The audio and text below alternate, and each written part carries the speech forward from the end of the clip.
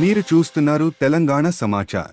కరాటేలో పతకాలు సాధించిన విద్యార్థులను అభినందించిన మాజీ మంత్రి, కరీంనగర్ శాసనసభ్యులు గంగుల కమలాకర్.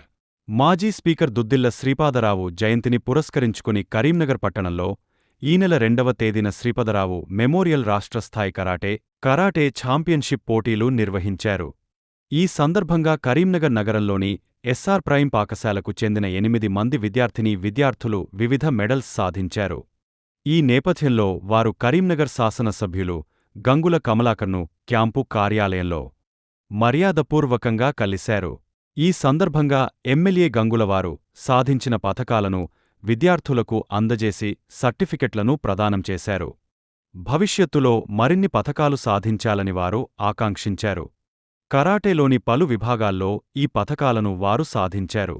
సన్నిధి gold medal, Anyadaksha Reddy gold medal, Aaryahi silver medal, Dhaniksha silver medal, Manaswini silver medal, Ushasri bronze medal, Rishikesh bronze medal సాధించారు. ఈ కార్యక్రమంలో karate chief instructor Suradhi Venugopal, SR prime zonal incharge Sashidhar, పాఠశాల ప్రిన్సిపల్ రాజిరెడ్డి, పాఠశాల ఇన్ఛార్జ్ వరుణ్ రావు, పీటి వంశీ తదితరులు ఉన్నారు.